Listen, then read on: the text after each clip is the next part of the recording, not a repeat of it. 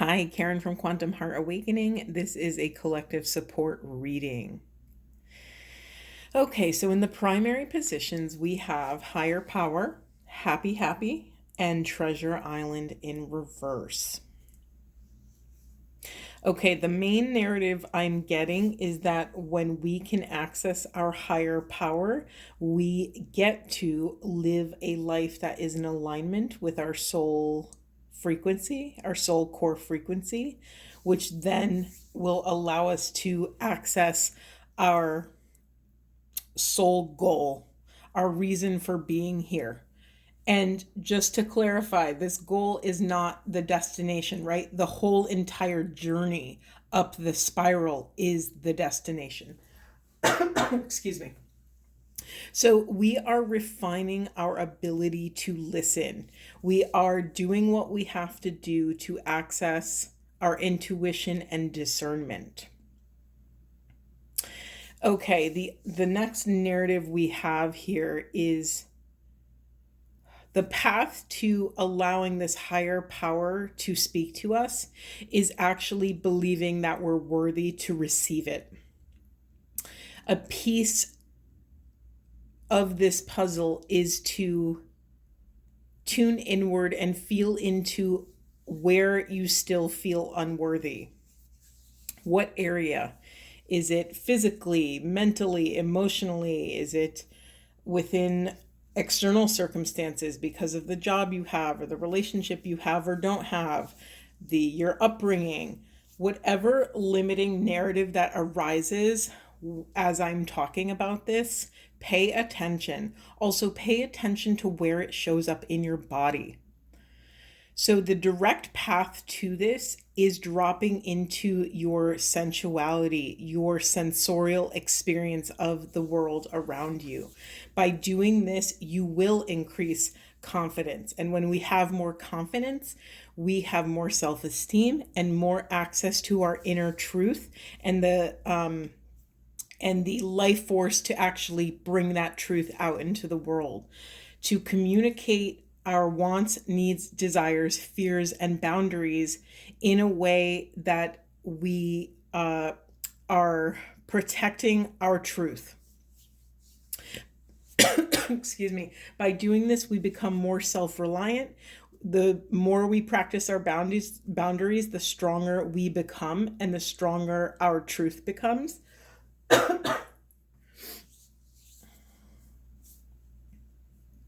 I'm sorry, that cough just reset my entire system. That was so bizarre. It literally it was like somebody took the microphone away from this channeling. Wow, that was so bizarre. I've never had that happen before. Okay, let me reground. Okay, there's something very important here about creating sacred, protected space to allow your mind and body to wander. What happens in this place of wander? We are stepping deeper into the mystery, and what often happens is it triggers our imagination, right? In the quiet of our internal world, we can access fantasyland, creativity, new ideas, new routes to do things we've normally done one way. This is a form of alchemy, this level of creativity and morphing all these different tools and ideas and ways of being in the world. This is its own form of alchemy. It's funny, I kept hearing the opposite of the dark night of the soul. So the light day of the soul, is that what we would call it? The light day of the soul. I kind of like that. And I feel like we've said this before, or I've said this in another reading, the light day of the soul. That's really beautiful. And you know what's funny? This whole time, I can't stop rubbing my hands. I had put some castor oil on my hands, and I'm just sitting here rubbing, rubbing, rubbing. And to me, that's like keeping our hands active. So often on this path, we go into, we so, it's so easy to fall into the more cerebral approach to this work, right? This work can be very academic. It could be very emotional. It can completely demolish and dismantle everything in your path. But it's also really easy to be taken out of our embodiment, to be taken out of our bodies, like actually taken out of our bodies, and to get stuck in mental patterns, right? Mental cycles. Rumination comes to mind. So, if any of you have any sort of work that you do with your hands, I'm being called to share with you, when you're working with your hands, bring all of your presence to your hands. Like physically look at your hands as you're doing this work. There's something about having profound gratitude for what these hands can do. Wow, that's kind of a beautiful message, right? Because after this life, this is what I believe anyway. Take what resonates, leave what doesn't, always. However, I believe like we were a soul, and after this embodiment in this body, we will return to soul land, whatever that is, or we'll return to a frequency, an energetic imprint in the grid of this kind of oneness, right? So there's this deeper gratitude that we actually have these hands that can touch things and create things and hug people we love and draw beautiful things and build beautiful things. So there's this level of gratitude that wants to make its way into our third chakra, into our solar plexus, to fuel and feed our self-esteem and self-confidence, right? Gratitude is the doorway. Okay, so there's this, again, another old thread coming back around remaining healing around the mother wound. Or it could be healing around a beautiful mother memory. It could be a joyful memory or a joyful situation. There's something here that, whether it's dense or light, there's something around the role of a mother that needs to be transmuted and alchemized in the system. What's left when I say that? Is there anything around mother, your mother, someone else's mother, your role as a mother, whether you have children or not, because the feminine is always mothering, right? We mother friends, family, ourselves, projects. We nourish and nurture. We create life with these vessels. We create, we create, we create. Yeah, and there's another message coming through around the lessons we're here to learn in Earth School. Maybe it is centered around motherhood, matriarchal lineage, something like that. I'm just naming these things to see if they trigger anything in any of you. Not trigger in a dense, dysregulated activation, but trigger in a sense that it'll activate a memory or a puzzle piece that will make sense to you, a synchronicity. Okay, another loud message here of having incredibly strong boundaries around not just what you communicate, but how you communicate. Okay, yes, it's something around taking up the space you need to access your most profound truth. The example I'm given is if you're in like a board meeting or any sort of meeting, if people are putting pressure on you and being kind of aggressive in their approach to you, you might not feel the most grounded in that moment to share the longitude and latitude of this deep, deep truth. So it's up to us. Unfortunately, no one else is going to do that work for us. So we need to claim that which would help us stand in our most comfortable, excuse me, I'm saying it wrong, to stand most comfortably in our deepest truth. Yeah, it's this very clear message of don't let the situation or the perception of a situation bully you into shifting how you communicate. Oof, that's a big one. Sorry, my human is just like receiving that with you guys as you're receiving it. That's really hard to do. It's really intimidating. Okay, this is a bigger lesson for those who are sensitive souls and those who are incredibly intuitive. Remember, this whole message is under this umbrella of learning how to listen and learning to hear higher guidance. So those of us that are doing this pretty much 24/7, let me just tell you, this society and most of this world is not equipped to handle this process. They don't have the infrastructure, right? So it's up to us to, I think I just said this yesterday, it's up to us to tune inward, identify what our personal unique infrastructure, I can't even talk, infrastructure is that we need to do what we do best. What does that also mean? Intuitively, inherently in that, it also is going to require us to have enough self esteem to love ourselves enough to actually be worthy of taking those things that we need, claiming them, asking for them, drawing boundaries around them.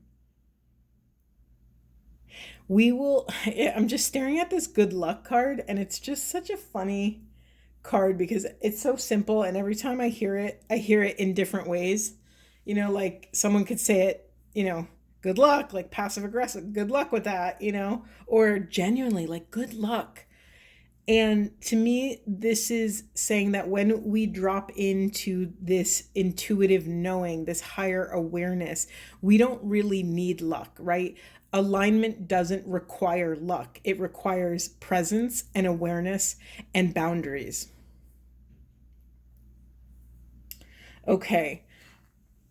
Yeah, it's right next to the good luck card. We have wishes will be granted. I just think that's funny.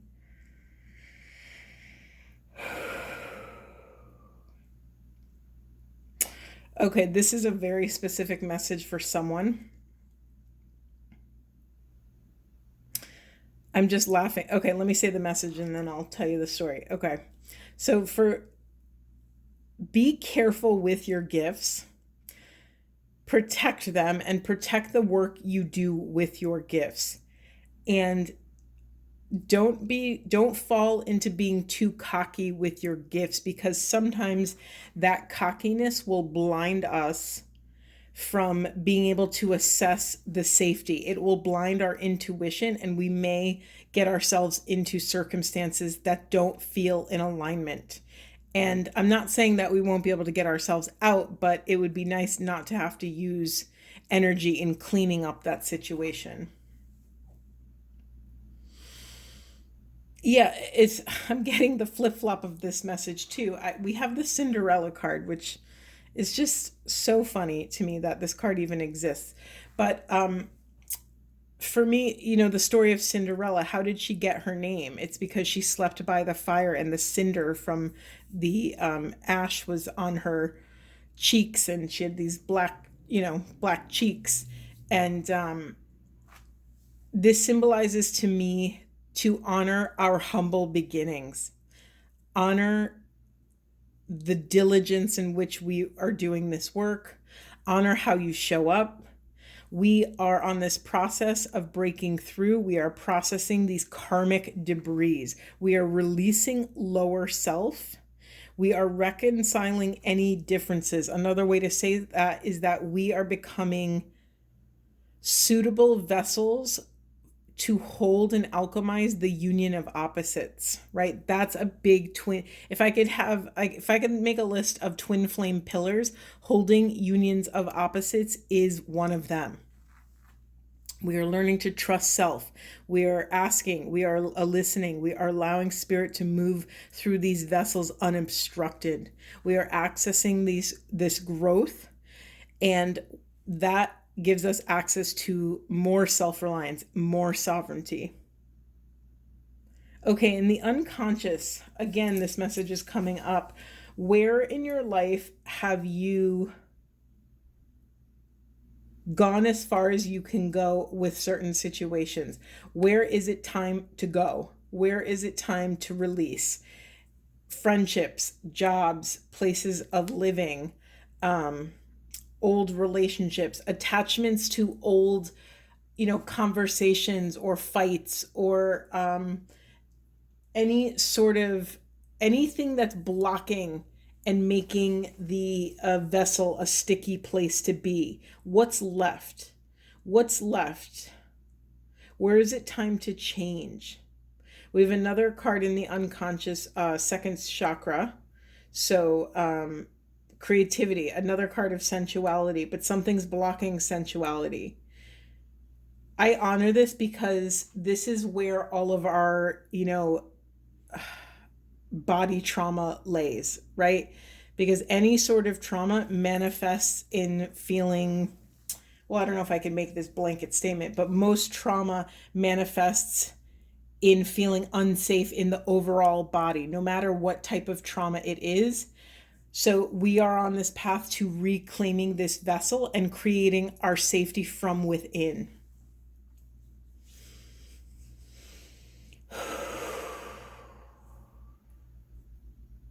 Okay, there's another message here about, is there anyone or anything in your life right now that is not dependable?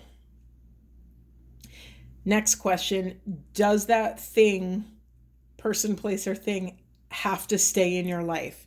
If the answer is no, it may be time to honor this death and rebirth cycle that wants to make its way into your consciousness. Yeah, it might be time to let some people, places, and things go. Okay, here's another message. It also might be time to let anywhere in your own psyche where you don't think things will work out for you, where you have any form of a limiting belief, it may be time to let that go. Okay, I wasn't gonna I've been trying very hard not to go into the twin flame thing here because this isn't a twin flame reading. However, I have to be true to the energy. There is a piece of the collective that still doesn't believe that this union is possible. Mind you, when I say that, I mean internal union and or external union.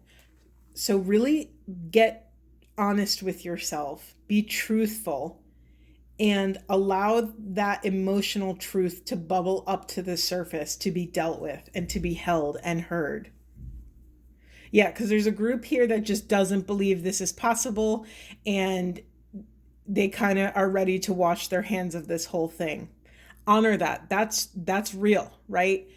This path is arduous, and it's very difficult to have the spiritual stamina and endurance, mystical endurance, to operate at these altitudes.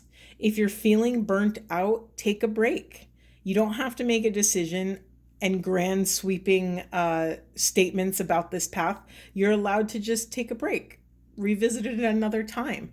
And more often than not, when I've done this in my path, the path calls you back to it, right?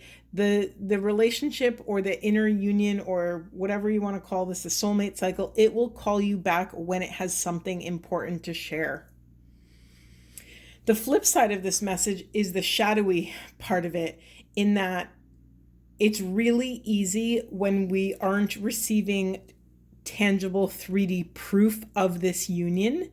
It's really easy to throw out the baby with the bathwater, right? Oh, I don't see any of this coming in for me. I don't see any proof. This is BS. This isn't real, whatever. And then write off the whole journey. Well, be very careful when you do that, because think of how far you've come by doing this work. It doesn't matter what the destination is. It doesn't matter if you're in internal or external union in this moment. What matters is that you show up and choose to do the work for one more day. Always one more day, always one day at a time with this work. It's too intense to try and hold the entire journey. It will burn out your circuits. It's reminding me of what I said the other day about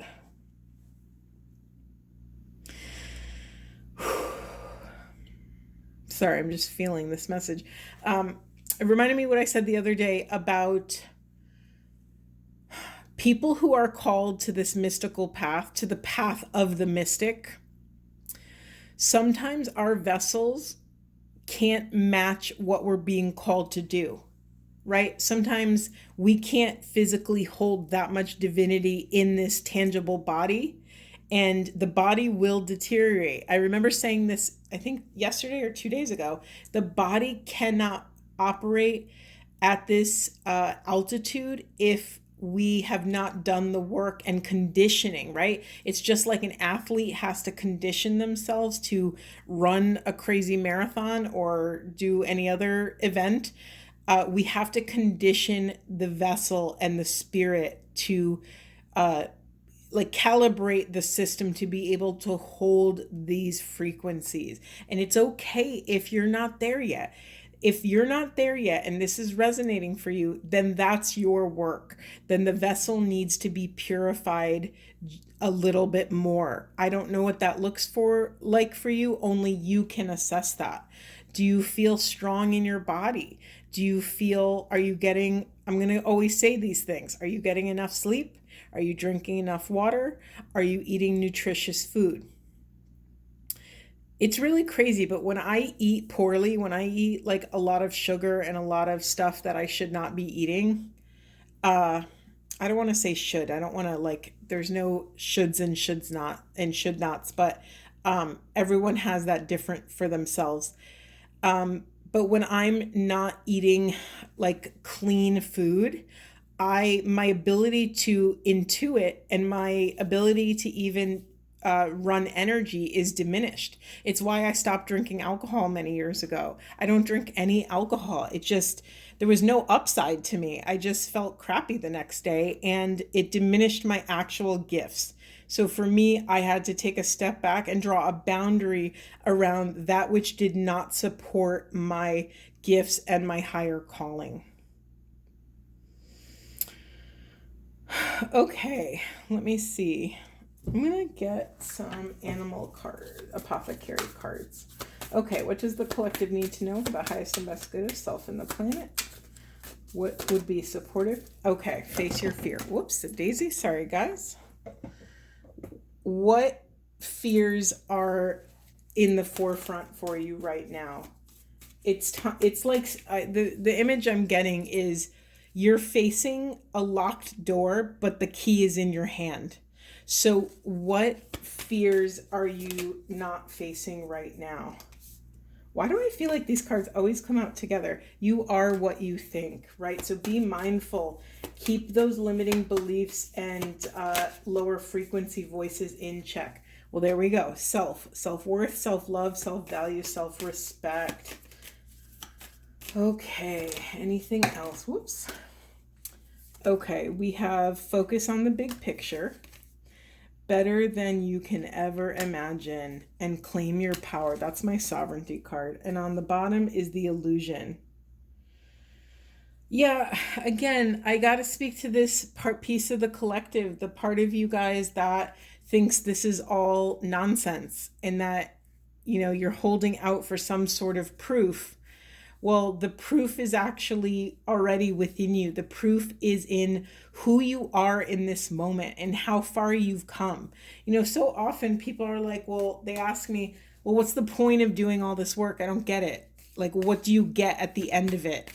And I just think that's such a hilarious question. I'm like, what do you mean, what do I get? I get to be this person.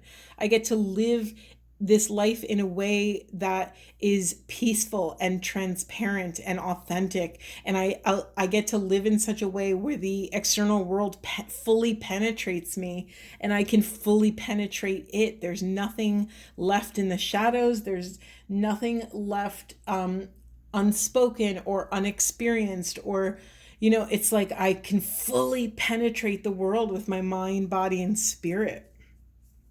And then at the bottom, we have the Shake, Release, and Heal card. So again, this is my trauma card. This is my dysregulation. So, I'm not sure if you guys are familiar with any sort of activating the vagus nerve response in any vagal exercises or tools, but shaking is a great one, allowing your body to tremor, any sort of movement. That's why I think so many people exercise. It's one way of recalibrating the nervous system. You could do a hand scream. You can give yourself butterfly kisses, which you can Google that. You could do deep breath work. There's all these different ways to do that. Let me get one of these Cosmic Journey cards. Anything for the collective? Anything else? Oh, yeah. Okay. Your 111-year-old self. Yeah, this is my card that you have your inner elder within you, right? You have access to all of the wisdom that you will ever need within yourself. Again, this falls under the umbrella of being able to actually hear it, right? Higher guidance is constantly flowing through. It's just what we are working with, what's blocking that higher guidance. Okay, I'm being called to go back to the sensual piece of this puzzle. God, this line of healing our sensuality, sexuality keeps coming up. It makes sense to me because it accesses our ability to feel. I never really said it like this, but our sensuality and sexuality is what allows us to give birth and create in the world. If that is blocked, then we aren't as confident and free to experiment with that energy. And again, sensual does not mean sexual. It can, right? It can lead us that way into this kind of luscious way of living, this tantric way of living. The whole point of this second chakra work is to live intimately in the world with your boundaries, with your truth, being able to honor your limitations, but to penetrate the world and live at the edge of yourself. And that's a hard thing to do, right? The edge of our comfort, the edge of our boundary. I kind of just felt that in my chest, in my system. It's kind of an edgy thing, right? We're living at the edge of what might be too much and what might be not enough. And only we can wield our life force in such a way that is in alignment with that teeter-tottering, right? We're constantly checking inward. Okay, can I go a little further? Can I learn a little bit more? Can I experience a little bit more? Can I taste a little bit more? How does that taste? How does that feel in my body? Can I go one more step? Well, no, I can't. That is too much. Okay, wonderful. Can I hold my boundaries? Can I communicate my wants, needs, fears, desires, and then hold boundaries around that? And this is a huge one. If I communicate my desires and someone is not able to meet them, and maybe they meet us with a no or some form of rejection, can I gracefully accept that rejection? Can I make it safe for someone else to say no to me? Whew, that's a big one. That's a big boundaries and consent life practice. Can I be someone in the world to embody so much self-love and love of other that I am safe for myself to say yes or no, and I am safe for someone else to say yes or no? That's a tough one, especially those of us who are recovering people pleasers and feel guilty when we say no or guilty when we say yes. It's this, teeter-tottering between self-punishment and guilt and all these other things. But when we just drop in and can access our deepest truth, we don't have to muddy the waters, right? We can be clear. We can communicate all these things with integrity and sincerity, and then work out the uncomfortable feelings as they come. Right? Receiving a rejection is not fun. It's not a fun thing to do, and yet it's very necessary to feed our sovereignty. By being a wonderful steward of your own boundaries, I can't tell you how much safety that brings into situations. That's all. If you could just take care of your little bit of boundaries, that does so much for the situations you enter. Okay, I think I'm going to leave it there. This feels like a really dense reading. And if you felt that as well, go ground, shake it off, drink some water, drink a lot of water. Allow your body to purify these ideas. It's dense. It feels a little bit like molasses, if I'm being honest. All right, let's get a Buddha wisdom because I like ending on these. All right, collective, anything for the collective spirit? All right, we have mischief is yours, sorrow is yours, virtue is also yours. You are the source. Right? That's bringing us back to this sovereign. You are sovereign. Only you can draw these boundaries. Only you can truly comfort yourself. Only you hold your entire story. Sending you so much love. Thank you for being here today.